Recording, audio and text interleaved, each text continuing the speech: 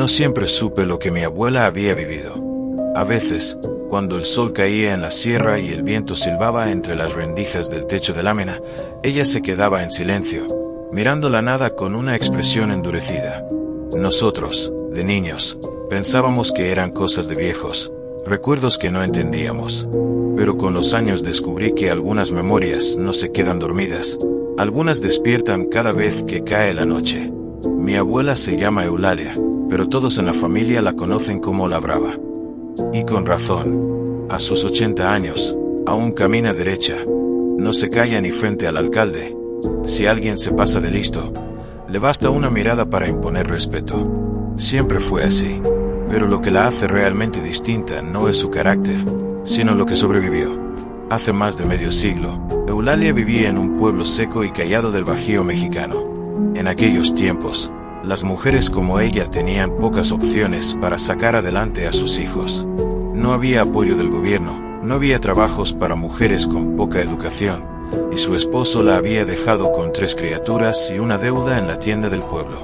Así que, con el corazón apretado y la frente en alto, decidió vender su cuerpo por las noches. Nunca se quejó. Decía que lo hacía por amor a sus hijos, y eso bastaba. Una madrugada de diciembre, cuando el frío quemaba los huesos y el aire olía a leña húmeda, Eulalia decidió cambiar de ruta. Había estado toda la noche parada en su esquina habitual, pero no había sacado casi nada. Un peso aquí, otro allá. Pensó en sus hijos dormidos bajo la cobija agujereada y en que no les podría dar ni café al despertar. Así que se enfiló por una vereda de terracería, rumbo a un cruce donde, decían, pasaban más clientes de madrugada. El camino era solitario. Solo unas cuantas casas separadas por solares vacíos, perros ladrando a lo lejos y un silencio espeso que parecía escuchar tus pensamientos. La luna estaba alta, pero su luz no bastaba para alumbrar los detalles. Eulalia caminaba apretándose el rebozo al cuello, sintiendo como el polvo helado se metía por sus sandalias. En eso lo vio. A unos metros delante de ella, avanzaba una figura encorvada, bajita. Llevaba una camisa a cuadros sucia, pantalón de manta y unas sandalias viejas. Caminaba despacio, arrastrando los pies como si el cuerpo le pesara demasiado. Eulalia pensó que sería algún jornalero desvelado o un borrachito volviendo a casa. Nada fuera de lo común. «Buenas noches, caballero. ¿Anda solo?», le dijo con su tono directo de siempre. La figura no respondió. Solo caminó más lento, como esperándola. «No traigo caro. Por si anda buscando calor en esta noche tan fría», insistió. Entonces ocurrió. El hombre se detuvo. Eulalia se acercó un poco más, queriendo verle el rostro. Pero lo que vio le heló el alma. No era un hombre. Su cabeza era la de un animal. Grande, negra, peluda. Tenía orejas puntiagudas y unos ojos enormes que no parpadeaban. Pero lo peor era su hocico, alargado, brillante, y de sus fosas nasales salía vapor blanco. No era humo. Era como si respirara hielo. Eulalia se quedó petrificada. Quiso gritar, pero no le salía la voz. Su cuerpo entero temblaba, pero no podía moverse. La bestia no hizo nada. Solo la miró, como si la estuviera juzgando, como si supiera cada rincón de su alma. Y luego, la oscuridad. Cuando abrió los ojos, ya no estaba ahí. Estaba tirada sobre tierra fría y húmeda, entre hierbas altas, al lado de una cerca de alambre oxidado. La luna seguía en el cielo, pero algo era distinto. No sabía dónde estaba. Su cabeza latía como si hubiera recibido un golpe seco. Se tocó el cuerpo, no tenía heridas ni moretones. Su ropa estaba en su lugar, pero algo no cuadraba. Se levantó tambaleando, sin saber hacia dónde caminar.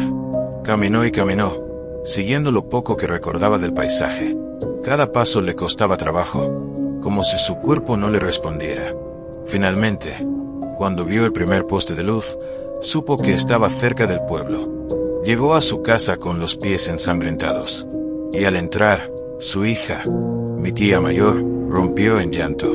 «¿Dónde estabas, mamá? Te buscamos por todos lados». Eulalia no entendía. «¿Cómo que dónde? Si salí anoche, como siempre». «No, mamá. Hoy es domingo. Te fuiste el viernes». Ella no lo podía creer.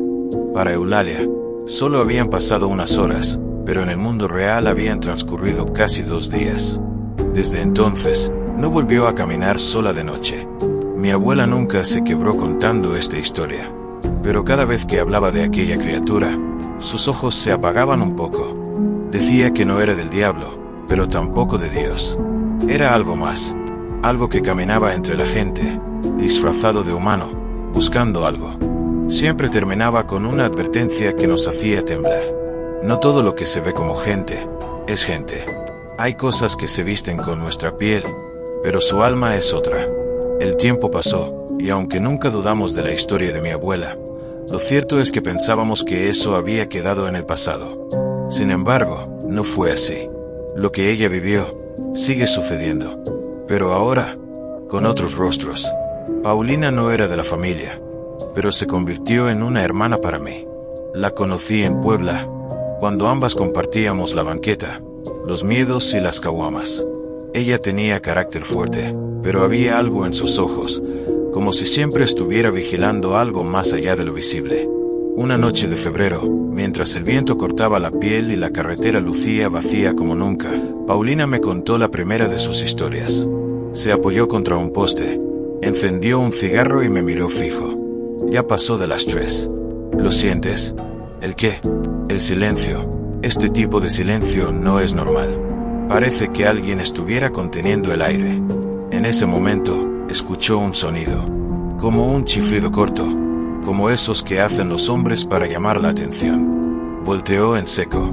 Nada. Pensó que estaba cansada, que era su mente jugándole una broma. Pero el sonido se repitió, esta vez más cerca. El vello de su nuca se erizó.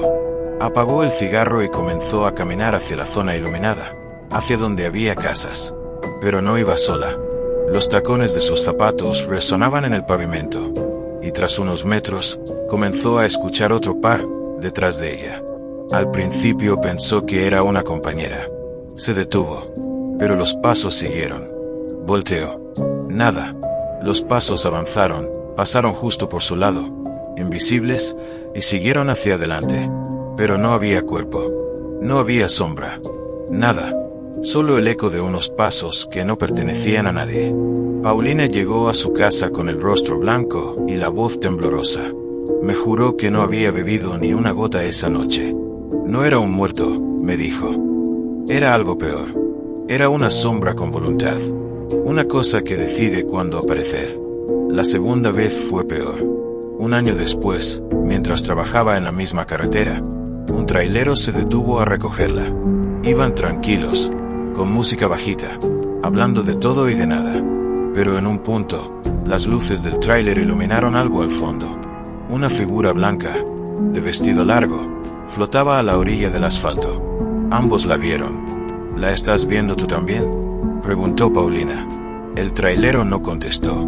Aceleró ligeramente, como si quisiera pasar rápido. La mujer cruzó la carretera sin tocar el suelo. Era neblina con forma humana.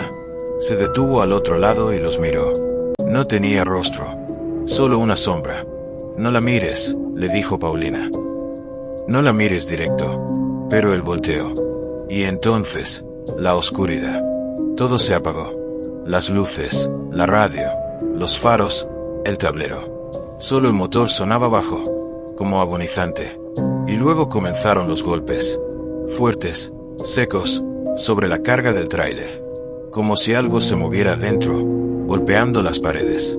El trailero intentó orillarse, temblando. Cuando lo logró, las luces parpadearon y volvieron. Y allí estaba ella, sentada sobre el cofre del tráiler, mirando hacia la nada, como una estatua, como un castigo. Paulina se cubrió el rostro, llorando.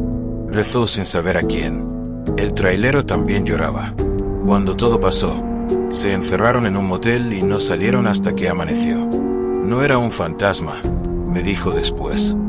Era una advertencia.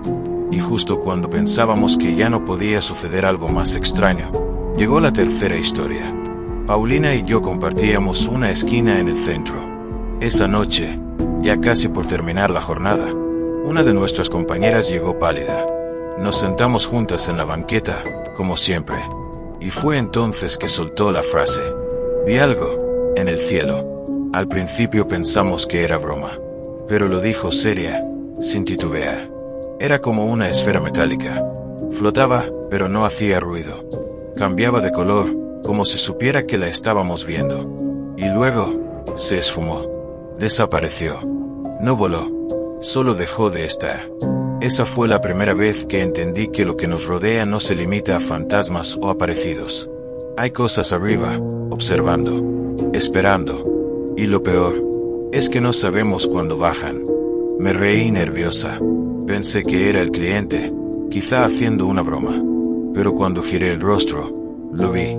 Él seguía acostado, boca arriba, dormido profundamente, incluso roncando. No puede ser, dijo mi amiga.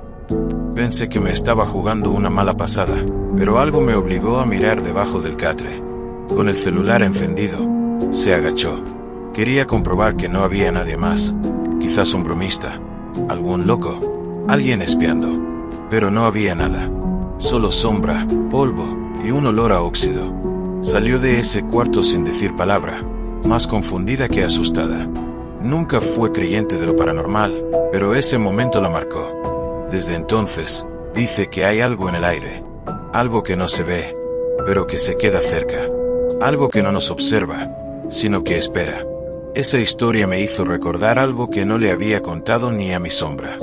Algo que viví en Perú, muchos años atrás, cuando trabajaba en una zona donde lo rural y lo urbano se rozaban como dos mundos distintos separados por una línea invisible. Yo me llamo Montserrat. Tenía 27 años en ese tiempo, y trabajaba a las afueras de una ciudad intermedia, donde pasaban transportistas, granjeros, trabajadores que bajaban desde los cerros para vender su cosecha. Ahí la vida era dura, pero se podía sobrevivir. Esa noche, el aire estaba más frío de lo normal. Eran como la 1 de la madrugada cuando vi acercarse a un hombre. Caminaba lento, con el cuerpo cansado, las botas cubiertas de tierra, la camisa abierta al pecho y el rostro. Ese rostro aún lo recuerdo. Era un rostro sin esperanza. Se acercó y me dijo: «No quiero tu cuerpo. Quiero que alguien me escuche». Me reí. Pensé que era uno de esos hombres solos que solo querían hablar de sus penas a cambio de unas monedas. Pero lo que dijo después me dejó helada. «Te pagaré el triple. Solo quiero hablar, nada más». Acepté. Subimos a un taxi, y me pidió que lo llevaran a las faldas de un cerro cercano. No estaba lejos de la ciudad, pero al llegar, el ambiente cambió. No había casas, ni postes de luz, ni caminos trazados. Solo árboles, tierra húmeda y una negrura que lo cubría todo. «Aquí es», me dijo mientras bajaba del auto. Me pagó con billetes arrugados, húmedos, que casi se deshacían en las manos. Luego señaló un punto en la tierra. Allí había un hoyo de más de 1 metro de profundidad. Y dentro, un ataúd. Yo lo miré sin entender nada. «Solo quiero que alguien me llore», dijo con voz hueca. «Que alguien me entierre». Por un segundo pensé que era una broma macabra. Le pregunté si quería bajar conmigo al hoyo, pensando que buscaba algo sexual extraño. Pero se puso tenso, hasta violento. No quiero eso. Solo cúbreme con tierra». Y bajó al hoyo como quien regresa a casa. Se metió en el ataúd y lo cerró, dejando una rendija. Yo estaba en shock, pero algo me decía que si no lo hacía, si no cumplía, algo terrible iba a pasar. Tomé la pala. Comencé a echar tierra. Al principio murmuraba cosas desde dentro. No entendía lo que decía, pero su voz sonaba como si viniera desde muy lejos, desde otro plano. Luego, solo se escuchaba su respiración. Una respiración débil, cada vez más débil, hasta que ya no se oyó nada. Cuando llevaba medio hoyo cubierto, entré en pánico. Solté la pala y corrí, tropezando con ramas, piedras, mis propios miedos. Corrí hasta llegar a la carretera, donde una patrulla pasó minutos después. Tardaron en creerme, pero al verme llorando, cubierta de tierra, accedieron a seguirme. Volvimos al lugar, pero ahí no había nada. Ni el hoyo, ni la pala, ni el ataúd.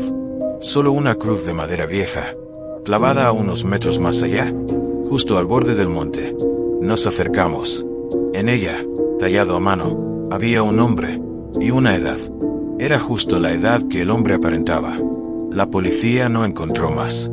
Dijeron que la cruz llevaba años ahí, y que según vecinos, en ese lugar habían dejado el cuerpo de un hombre asesinado años atrás. Aún hoy no sé si ayudé a un muerto a descansar, o si fui parte de algo que todavía no puedo comprender. No todas las historias terminan con sangre o gritos. Algunas terminan con un silencio que duele más. Soy Andrea. Desde los 17 trabajo en la calle. He tenido clientes buenos, malos y peores. Pero hay uno que me marcó. Iván. Era un hombre separado, de unos 37 años. Educado, reservado, siempre respetuoso. Cada cierto tiempo me contrataba. Me llevaba a su casa, una vivienda de 2 pisos en una colonia tranquila. Subíamos a un cuarto que tenía arriba, arreglado especialmente para tener privacidad. Una madrugada, después del servicio, le pedí si podía quedarme un rato más. Me sentía agotada. Claro, quédate, me dijo. Él se fue a dormir al cuarto contiguo. Yo me quedé sola. Me dormí profundo. Pero algo me despertó. Algo que no era un ruido. Era una presencia. Abrí los ojos y lo vi. Frente a la cama, de pie sobre una silla, había una figura. Medía más de 2 metros. Llevaba una túnica blanca, larga hasta los pies. Tenía el rostro inclinado hacia el suelo, encapuchado. No se movía, no respiraba, no hablaba. Solo estaba ahí, de pie, mirándome sin mirarme. Sentí como el miedo me paralizaba. Quise gritar, pero solo susurré. Iván, no me espantes. Pero esa cosa no era Iván. Comenzó a levantar el rostro lentamente. No alcancé a ver su cara. Solo sentí que se la veía completa. Algo en mí iba a morir. Grité. Iván corrió y encendió la luz. La figura ya no estaba. La silla estaba vacía. No había nadie más en la habitación. Buscó por toda la casa. Todo estaba cerrado. Las ventanas tenían barrotes. No había forma de que alguien hubiera entrado o salido. Él dijo que quizá fue una pesadilla. Pero yo lo vi. Lo sentí. Esa cosa quería que lo viera. ¿Y tú? ¿Cuántas veces has sentido que alguien te observa? ¿Cuántas veces te has convencido de que fue tu imaginación? Tal vez no era un sueño. Tal vez no era tu mente. Tal vez, como decía mi abuela, no todo lo que parece humano lo es. Y no todo lo que se queda en la oscuridad está dormido.